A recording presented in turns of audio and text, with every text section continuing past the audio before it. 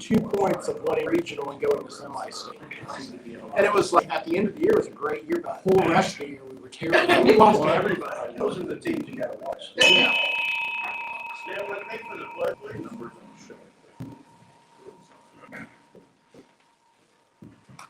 I pledge allegiance to the flag of the United States of America and to the republic for which it stands, one nation, under God, indivisible, with liberty and justice for all. Heavenly Father, we thank you this beautiful winter day. We ask for blessings on Rotary clubs and Rotarians everywhere and in all that they do. We ask this in your name. Amen. Amen. You may be seated. Welcome, everyone. Good to have you here today. I think we're in the phase of the season. It's a beautiful prayer, but I think we're in the phase of the winter season where there is no such thing as a beautiful winter day any longer. But that's okay, Rob. Thanks for the effort. I've had that conversation with several people today. I'm done now. I'm done now. So welcome. Doing things a little bit differently. I know that we are live right now. Again, we're doing things remotely. I have a whole bunch of new stuff to hook up to our iPad, so I want to welcome whoever's watching live as well, and we'll get kind of a report on that. I told Pat Williamson that he had to be careful what he said today because it could affect elections and whatnot. Because I'm not concerned about that at all, to be honest. But at any rate, we're very appreciative to have him here with us today. And we'll be introducing him here in just a few seconds. So we've added a brand new member. Excited about that. Well, he's not here yet today. Jim Hall has come aboard. Jim Hall had a very exciting way of coming into Rotary, and maybe he'll get to watch this later. So I'll cue him up that I kind of ratted him out. He was one of the contributors during the Kentucky tornado to White Castle, donated a bunch of funds. And because he did that, he started asking questions about Rotary and to become involved. And I think that's exciting. We have a renewed vow from Jacob Bailey. Jacob is back with us. He served some time ago. Sabbatical. He took a little sabbatical, and his father said it was over. So there's a little truth to that. So it's good to have Jacob with us as well. So excited about that. I want to tell you about a little program that's going on right now. If you bring a guest, you are put into a drawing in the district for a $75 win to a charity of your choice, and it has to be other than Rotary. So it's kind of a cool thing. So Ed Tunner is a Jim Hall sponsor and invited him. So Ned is now will be in the drawing this week, and I forget how many times they're doing this, but you can enter as many times as you want. So if you bring somebody, that means your name goes into the drawing, and I'm taking care of that. I'm trying to keep caught up with that. We'll see how well that goes. Bringing sons? Now, they said as many times. I don't know. We might test it and see how many times that actually is. Right. So that'd be great. That'd be great. Yes. The resounding yes. No. It'll be a while to get them all here. That's how it'll come at once. So that will be exciting. So that's kind of fun, being able to do that as well. And so we're looking forward to many more of those. Also, along with that, I kept out there. We'll continue to do that on our Tuesday evening meeting at Fenwick's. If you bring a guest, you and both of them get a drink of your choice, free. Free if it's for me. That's our saying in the shop. That also is a contest that we're doing. So there's a couple things that you can do. So I forgot to grab my, here I am headed towards the camera, I forgot to grab my water. So each one, bring one.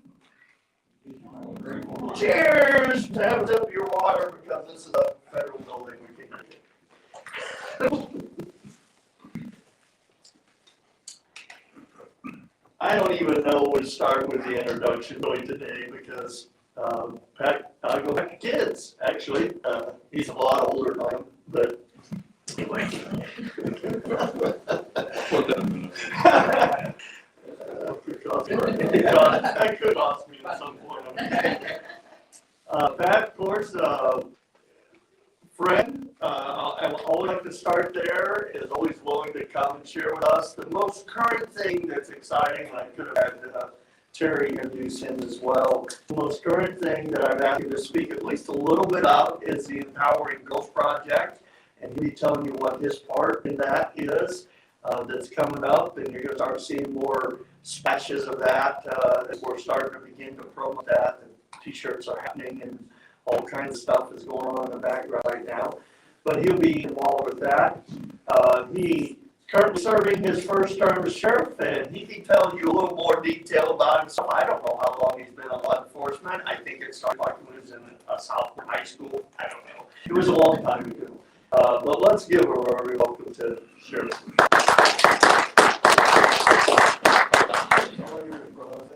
As long as you hang out here, you're free. I appreciate it having me here today. Well, I go back a long ways in this community. I was born and raised here, so as many of you here today. So as far as law enforcement career, it's been a long time.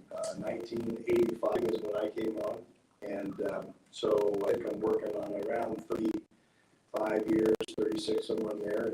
And if I am blessed to be a sheriff for another term, I'll be right at 40 total, so, which is at age 62, that would be a long time in law enforcement. Takes quite a wear on you too. But anyway, yes, Terry reached out to me on this Empowering the Girls, and I got my little agenda that I look at and so forth, and I think we're only speaking for 10 or 15 minutes, but it was more on, I guess, protection and defense and things like that. But nowadays the defense is more so than fighting physically and those types of things. But for young people, it's that internet and the media, social media that they get access to. People that catfish them or claim to be someone they're not. And then maybe, and of course, a lot of these kids nowadays will meet and greet in places such as parking lots, schools, you name it, and may not realize the person that they befriended is a totally different person. Obviously not the person that they see on the internet who they may have exchanged pictures of, and sometimes these pictures are sexual and so forth, but totally different, maybe some type of sex offender or someone looking to gain advantage over them, all the way up to abduction and things of that nature. So very dangerous anymore, in my opinion, but all these kids seem to, a large number of them seem to crave that type of attention and things like that, so we got to be very, very careful. Matter of fact, tomorrow night I'm going to speak to a group of kids up in Wheatfield about this very same thing, internet safety and that type of thing, and right now, kids get online, and our IT guy, Ryan, always tells me, nobody knows me online. I'm a ghost. I don't put my information on there, but still, you're online, and he tries to keep all his information off and try to keep very little of his identity from that. So anyway, I look forward to that in April, I think, April 16th. So I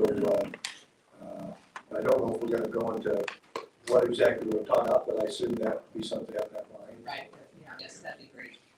Okay. So as far as the sheriff's office goes, we always have a lot of things going on there, and as you know, we're right about 70 inmates, so we have a lot of our inmates are, we've been up in as much as 90 since the COVID, since the also the quick release, early release that we've been doing, which really reduced our numbers quite a bit.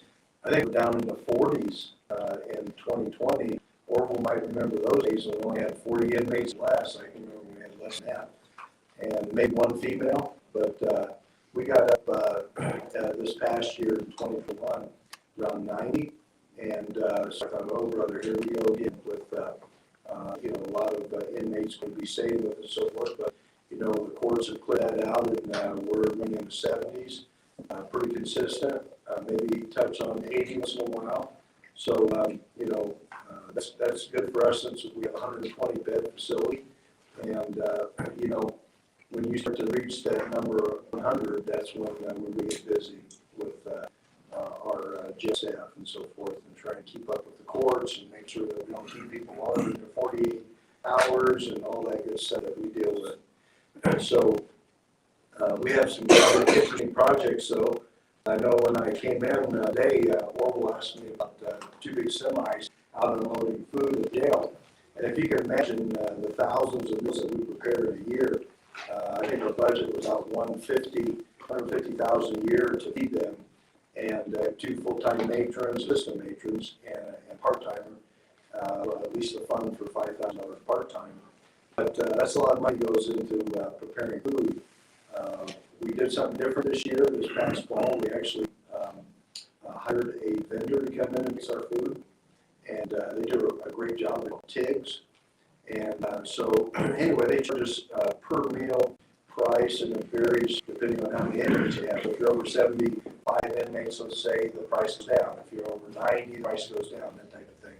And with the amount that we're spending right now, we're going to spend about 187 to 200,000 or to 190 this year at the rate we're going, and which is about $75,000 savings in our jail, because what we've had to do is our 2 full-time assistant matrons, we did away with those positions. They went to work for the vendor, and I think both of them are working for TIGs now. So the way they manage their food, and that it's about $75,000 savings to the county, which is pretty substantial for food. Plus, the food looks nice. It's they like us to grade them on how it tastes and how it looks, the presentation, and fill out a little survey for them. There's a little company out of Michigan, so anyway, it's and they get more calories than what we were giving them. So we have a good dietitian on their staff, and they're in multiple jails. They're around 30-some jails in 4 different states. So what we have problems with, you might think, well, why is the sheriff doing that in food? But, you have food allergies, you have food religious menus and things like that. No pork is a big one. And this company doesn't serve pork, so because of those reasons. And so you have a lot of complaints, and when they start complaining and are fed the wrong foods, some people are on maybe a diabetic diet and so forth. So, easy to get sued, and a lot of lawsuits coming from inmates in a lot of different jails. So this company hits out of the park. They have a regimen how they do things, very safe. A lot of rules and restrictions for their people that man the kitchen. So they use our kitchen, still use 3 or 4 jail inmates do that. And the only difference now is instead of turning out 3 meals a day, they still prepare 3, but only serve 2. And in the morning, our jail staff serves the first meal. So that's kind of what's going on there. And stop me at any time if you want to, which I don't have my phone. I guess I should grab that so I know what kind of time we're shooting at. You're standing on a shock plate up there. I'll Yeah. let you know when.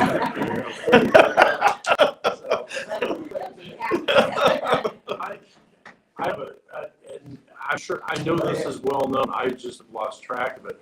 We're talking earlier about, I guess, the blizzard 78, the state corrected 79, and the role law enforcement has with some stranded motorists from the interstate and whatnot. The new jail has capability of housing people in emergency situations, be it a snowstorm, a tornado, like we talked about Kentucky.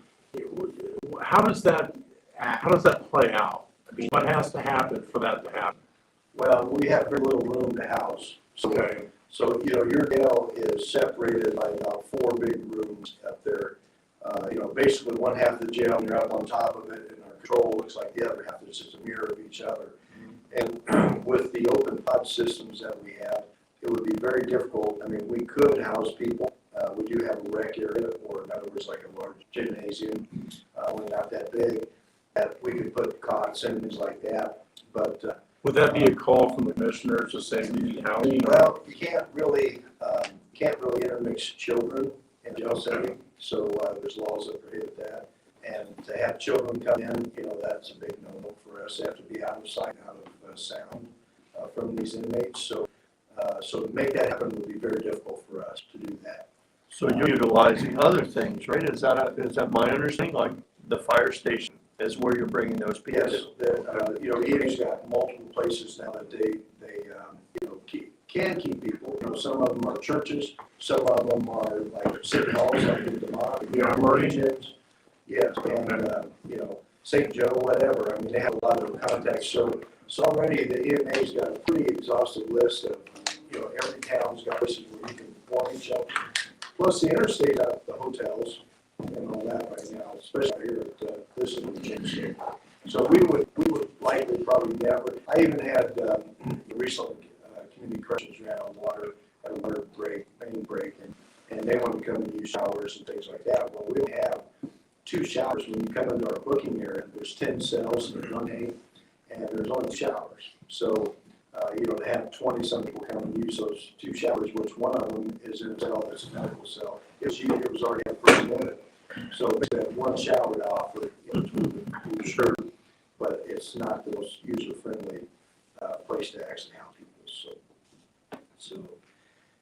But anyway, we've had a lot of different things that we've done since I've been sheriff. It's pretty good list. One of those things is we actually incorporate a phone tree. A lot of people, when you call in, you're like, I got this phone tree. You got to get the person's extension and all that. Well, the reason we did that, and we had to place all our phones. As you know, nowadays phones are computers, many computers. And after 13 years or so, our phones were getting pretty long in the tooth. We couldn't buy parts for them, those kinds of things. So with COVID monies, we bought phones, a whole phone system, and installed it and so on. But our dispatchers, with the amount of people we have on a shift, which is usually 2, it's a very difficult job, especially when you're having snowstorms and things like that. So you get continuous calls, disabled vehicles, interstate calls, property damage wrecks, you name it, it comes in there. And we used to funnel all those phone calls really basically to the dispatchers. So we become so overwhelmed with the amount of phone calls we get that we established a phone tree. So now when you call in, you can press this number to get to jail, this number to get administration, if you want to, ask about a gun permit, those types of things. And it'll route you to different places, which has made a huge difference in our work for ethics, for our work situation for our dispatchers, which has been a real blessing for them. It takes a lot, because when you only have 2 dispatchers, you're trying to dispatch fire, ambulance, or you're performing emergency medical over the phone, like CPR and those types of things. Well, if you're doing CPR, then the other dispatcher is trying to dispatch the emergency crews, and therefore we don't have time to answer phones. So that's taken a lot on their plate. That's the kind of new thing that we've pushed in the sheriff's office. Things like new PACE schedule, which is a schedule for all the employees, and this nowadays is a big thing anymore. We have a new software called Motorola Flex, which we refer to, it used to be as Spill, which is the original company that owned it, and so now I can get on my phone and actually look up individuals. I can look up calls, which is very handy for me when I'm home. So, at nighttime I'll zero in and see what's going on in our sheriff's office. When I get up in the morning, I'll see what's going on. If I'm up at night, I might look and see what's going on. And especially on snowstorms. So I can see actually whole calls that every department has in the county. We've never had this before, where we actually had all county public safety on the same platform, but now we do ambulance, fire, police are all on the same software. It's never been in the history of our county. So we're really excited about that. And the other nice thing was we paid for this mostly out of not county funds. So funds we had were approved by the commissioners to pay for part of this out of 911 funds, which was a tax from your cell phones. So that was the only thing really there. The other monies have come out of my funds, my forfeiture, my commissary sentence that we generated at the sheriff's office. And then we have two other agencies help pay for that, which are Whistler and Demont. So, and they were the COVID funds. And so we had a lot of COVID funds that helped us out, which was a blessing to us, because when COVID came in, was a thing where they were promoting, work from home. You have a system that would do that. Well, we did not have a system that would do that. We do that. This system does that. So that played right into what we were already engaged in. So our phones anymore are the big deal for us in our schedule. You might think that that's something minor, but you have 75 employees. Scheduling is an issue, and who's working and getting their employee, their timesheet and all those things. All that we can do digital now and send to the auditor digitally, and it saves us a ton of time because maybe we work on our schedule anymore, and timesheets is someone has to fill those in, okay, and then have the employee sign it, and already we have a human error that can take place because we're filling in what from a number of timesheets and big ones. So this saved us a huge amount of time and resource there. So our schedule is great. I got the phone, see who all's working and what days are going to be in and all those kind of things. So from a supervisor standpoint, that's a big thing nowadays with some of this stuff. We used to have, if you've ever been up in our admin office, the whole walls were lined with file cabinets, 4-door, and had no room for any more. We're going to put them on top of each other. We're having a lot of storage on this jail. And so we started scanning all our records in, and now we've got maybe 5 filing cabinets with paper on them. So everything's been scanned in. We reduced all that, which has been a great thing. A legal standpoint, which Jake might like this part, but we went to a new manual for our standard operating procedures, the rules that we'll by, what our officers have to follow. And we did that with a company called Lexipol. I don't know if you've heard of that before. It's a nationwide company started in California by a group of policemen that became attorneys, from what I understand. They're in 4,000 or 5,000 agencies across the U.S. So the reason we do that is, one is the Indiana Sheriff's Association was able to obtain a large grant that helped pay for the first year, and also taking our old rules and procedures and writing it in flexible language. Staying up with case law can be an issue, especially for those of us that are not attorneys. And, we see in a lot of departments is you have individuals, sheriff might say, hey, captain or chief, let's update our rules and regulations, okay? And you're tasked with that. Well, then they're going to contact other folks that may have you updated yours lately? And no, or yes, or yeah, this is our, well, how do you know that that's updated? How do you know that's updated case law? How do you know we're following case law? In the Floyd case, with that type of force being utilized, how do we know that that's been applied to this case, to our rules and regulations? Well, with this system, they actually send it to you. These are updates that they'll send to you, and you update your actual training manual as you go along. And then the nice thing about all this is we have a daily training with that training manual. So we actually get a little training scenario, usually a page or two long, that we read over, plus the actual SOP or procedure, and then you have to answer correctly, and it won't let you quit until you do. So that's kind of nice, a little daily training bulletin column.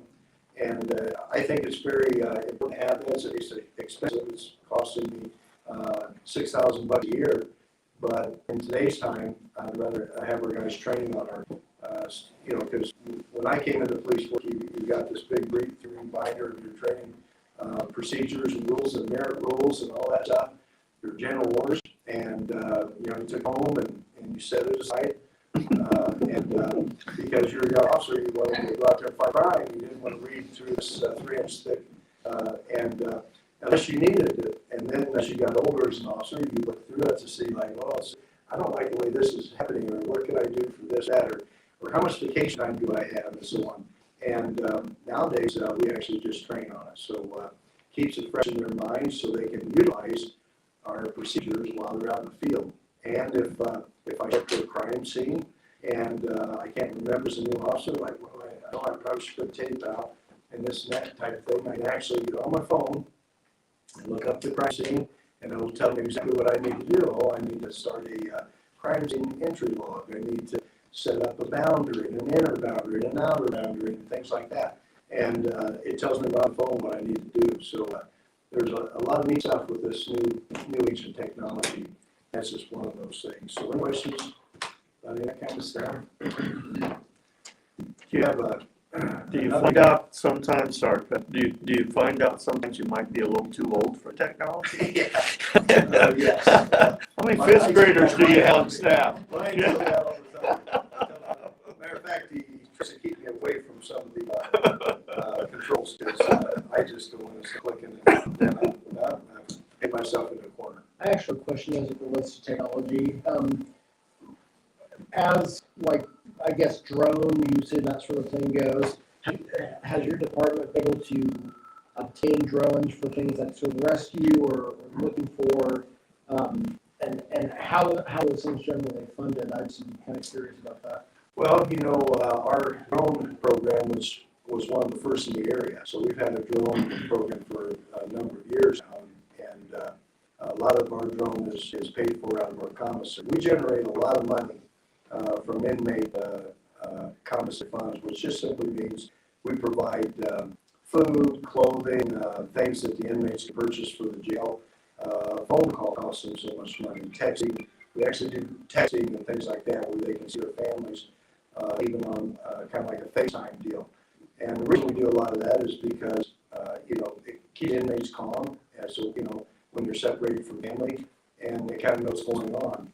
But we generate monies from those things, quite a bit of money, so we can pay for the drones out of that. I think our first drone was $37,000. It was a pretty hefty amount, and it was one of the best drones out there. And so our drone program, actually we have our reserves now get involved in it. Kevin, our president of our reserves, just finished the drone program and got his license. We have the fire station here, along with City of Rensselaer, have a drone that they share. So we use them for call outs, and we're going to start training together. So we want to train our drone operators to operate theirs, and theirs ours. So we're down to one drone operator here recently, and it really created quite an issue. Now we're trying to get people trained, but to be a drone operator is not easy. I mean, it's a pretty rigorous, and I mean, you have to be somewhat energetic and or willing to or interested in flying, really, because it's difficult program to get through. But we've had that for a number of years, and we pay insurance through CI insurance for our drone, because it's an expensive thing that goes down. And what is the primary use that you use it for? Is it like for rescue Right. or Resisting arrest, anywhere that we can go is where we will take a drone. So I can't just like take a drone out because I suspect you have a marijuana patch in your fenced-in backyard. I can't just fly it up and take a peek and say, oh, okay, Judge, would you give us a warrant because we saw this? Because I can't really look and other than what I would normally be able to see from the street. I can't use things to look up or talk and so forth. But what we use the drone for is anytime that we have a missing, and we've assisted many different agencies that surround us, especially when we were the only ones that had drone. So we've been out search and rescue for missing adults.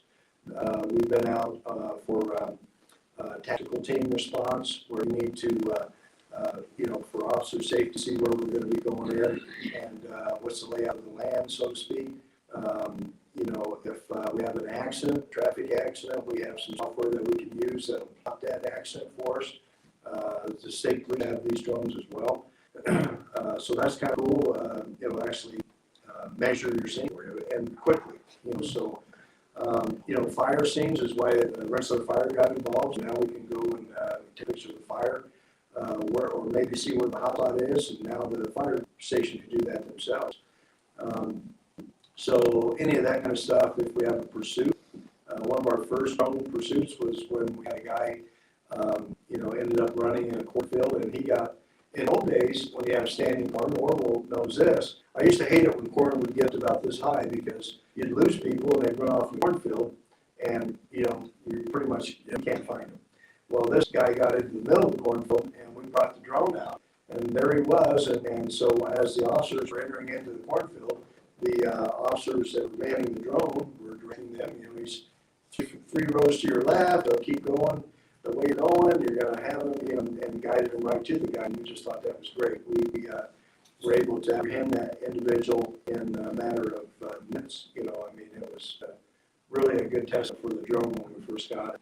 So that's kind of the stuff that we use it for. If we wanna, recently we had a dig out along the Iroquois River looking for a dead body, and some information we received, it did not pan out, but we used the drone to fly up and over, kind of oversee the area and take pictures of it for us.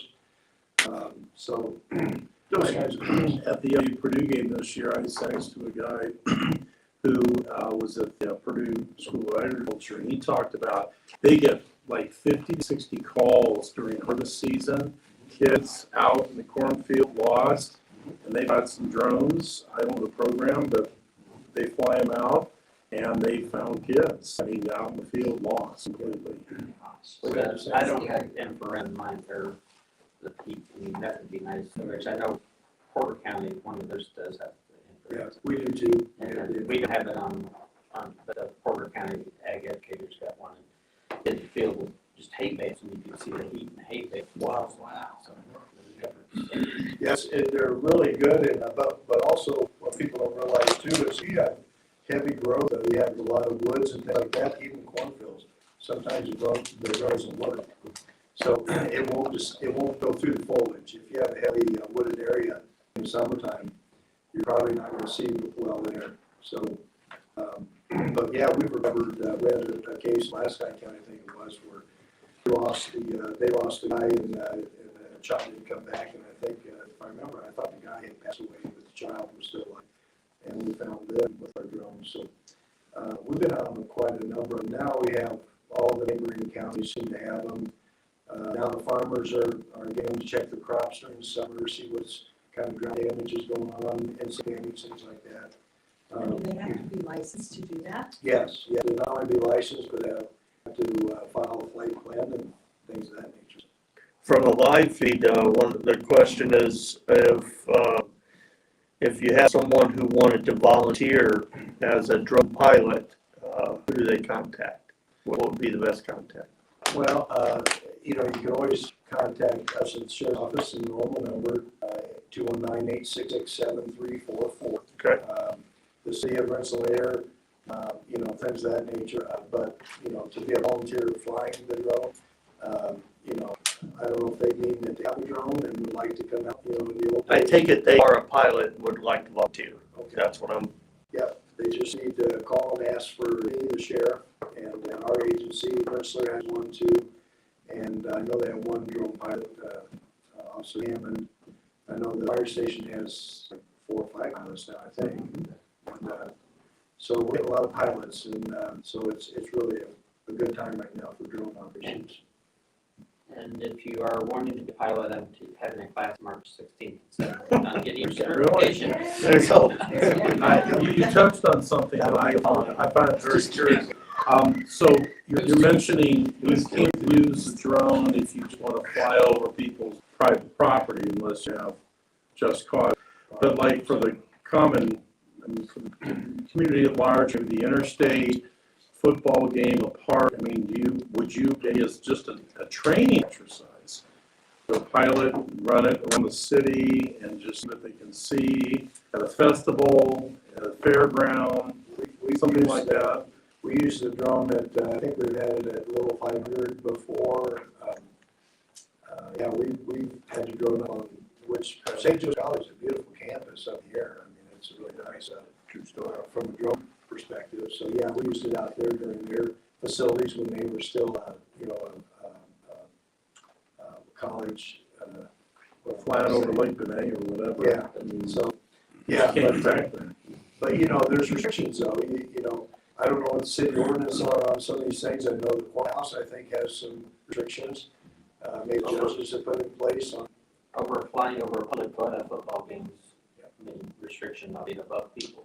But maybe they've changed it. At one point, I think it was actually, if you fly one over private property without the landowner's permission, I think it's got a B or a C misdemeanor or something like that. so you can actually get in trouble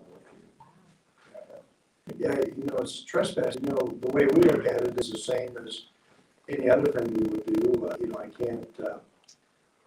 I can't cross someone else's property unless I'm in, hot pursuit or we have missing children or in this area or whatever. As a policeman, there's some things that we can't do until we get permission. I mean, if you're working an investigation and you get an advantage by using a drone, then that's usually a no-no. So, you just can't, exert that kind of, extra view that everybody Would you ever consider using a drone? We were talking about the weather. If maybe another blizzard comes, I mean, just rather than send, deputies out to check things out, would you send a drone out, or is it cost prohibitive to do that? Down county road or whatever. Yeah, we could do that on county road, it's public right of way, but we really haven't run into that, as far as the blizzards go, because this last snowstorm was really well taken care of. I mean, Sure. We had very few calls, not that many people out. We were out in our four-wheel drive trucks. We had 6 of them. Got a heavy armored vehicle that can take out this four-wheel drive too. So didn't really have that much trouble. But if we need it or something where we have access, we can use it for that. Sure. But if you don't want to drive in it, you may not be able to fly it. As I said, It could be. The wind could be an issue. Well, that's a pilot question. Okay, If you have about 20 miles an hour wind, you really. I don't know the answer to this, but if you're a pilot, are you within visual sight? You of have the- to be within the visual sight of it. Okay. And those galloping RMC lines that they showed, Oh, yeah. our drone wouldn't go up No. too much. I mean, I've been in about 25 mile per hour wind. That's Now, our drone will handle quite a bit. It would actually probably just sucks the battery down really fast. But you're just, The whole argument being you don't want people on the roads anyway, Yeah. so if you maybe send a drone out. But I mean, if you get a drift that you're gonna check something to see if there's we're talking about 77, 78 or whatever, 9. I mean, we had a school bus in Putnam County, they lost for about 2 weeks. This is very, they abandoned it because they got stuck. 2 weeks later, they come with a snowplow and Oops. There it is. another interesting thing, we have, we use a lot of water, which means we use a lot of sewage costs, and out there with large amounts of money. And so we're actually getting a water restricted unit put into our jail that will restrict the water flow. Because right now, guys can take showers as long as they want, and that's kind of a bad deal, especially at night taking a shower in their cells, just because they're chilled or whatever, So we're actually going to reduce the water where you can need so much in a time and so much in a shower per day, per guy, or lady, and so many flushes of your toilets, or uses trash cans, so they'll flush them 20, 30 times a day, and things like that. So that's supposed to save us quite a bit of money, but we're in the process right now. I'm trying to get that installed. I know time is running out, but could you just give them a little recap on your solar field and how that's affected our $25,000 a month utility bill when I was here? Well, the solar field is, we just had a study done this past fall, and it offset about $55,000 in utilities. But you really can't see that because our utility cost, which is our demand cost, has went up like 30%. So that's one thing that the company pointed out to us, which was very informative, listening to the company do all the numbers. Our electric's going up, and our demand charge, which is the big one's going up. So our utility bills are still looking the same. However, it's offset $45,000 in cost. Now, we did have 1 month that we were down because a line came loose, electric line, and it actually destroyed a piece of aluminum that took them a month to repair. So we've had a 1 month layover on we had no power, from that solar field. So they're going to do an end of the year audit for the commissioners to show them where they're at on it. But I will say this, we produce so much more power, it's like 40% more than we need, that they want to work on some type of a power collection unit, a battery or whatever, that they thought they could cover with grants and so on, to be able to use the batteries at night.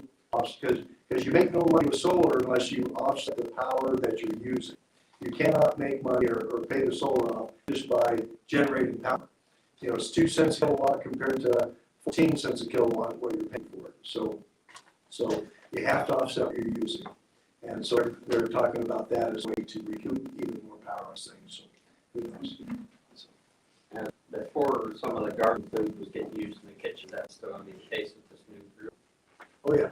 Yeah, they, when they came, we explained that, and, yeah, they work at, they get orange gels where they utilize herbs. Oh, absolutely. So, yeah. So, and we'll probably still donate some to produce. Not done working yet, you gotta pull one of those tickets out there. Read the last 3 will probably be sufficient. That's read? Yep. 284. 284. Orville? Orville. He's looking for the sheriff's conspiracy. Oh, yeah, boy. That's 284. All right, he's looking for the Queen of Hearts on that deck of cards, and we're going for $128 today. 3 of spades, that's not even close, or Lost my touch. I don't know if you drink coffee or not, but this is a Rotary Club of Rootsar coffee cup, and just don't drink and drive. Give him another hand, guys. I appreciate his work, and I'll campaign a little bit for him. I know it's not supposed to do that, but if you're not sure heard it before, that might be the one. Just saying. Aunt Cecile, welcome. She's live. And if there's anybody else watching live that hasn't checked in, please do so that we know that you're out there. And I'm enjoying that. I'm enjoying getting to go back and watch myself and see if my jokes are really funny. Most of the time, not. But it's kind of fun to go back and look and pretend that someday I will be funny. Couple real quick housekeeping things. We want to make sure that we continue to work towards raising a little bit of money for our color guard. Chris is working on putting a donation button on our Facebook page, and you'll see that pop up hopefully here just in the near future. And they'll be all finished with that project. John was actually the one got that kicked off. I think we've raised a little over $1,000 so far. And I think the goal is $3,000. I know that Kitty and Sue, and she would have to tell me exactly. And I know that we've gotten some EMC money, and we had a few donate. So, and I think the Boy Scouts had talked about. It came about when we had the Christmas parade, and then I was talking to Justin Bednar, and I find out that the Rensselaer Fire Department has to go over to Monticello to get a flag for the parade. And I'm thinking, this is crazy, and this is the way it's always been. And the fire department doesn't have a flag, the city police, they don't have a flag, and the Boy Scouts have a flag, and I'm thinking, we should have a flag. So this is our nice outfit. I didn't bring it with me today, but it actually has the rings and the white gloves and the white harnesses and the holders with the flags in. And I did after this actually came up before the parade, and I watched what they were carrying down the street. And on honest to goodness truth, one of them was a broomstick. Honest to goodness was. And that's the truth. Am I right, John? No, you were correct. You just like, I never paid attention to that at all. just heard There is a need. Let me just say, and it will also be able to decorate a wall that's not being used. It's designed for that. So it's kind of cool. We do have one standing flag in here. Thank you, Jay. Good to see you, Jay. I think that was pretty much the only other announcements I want to make. Next week is at Tuesday evening at Fenwick's. Not join us there. Also, March 1st, Brian Overstreet's going to be speaking to us about an interesting topic, and we'll be putting that out there for you. I got to get all the information from him, and we're kind of booked up here for a little bit. So, and make sure you check your email. There is a brand new calendar in there. Pets is coming up, pre-pets is coming up, all those things, and you can help support that. You can even see some of that if you're curious about it. It will be online as well.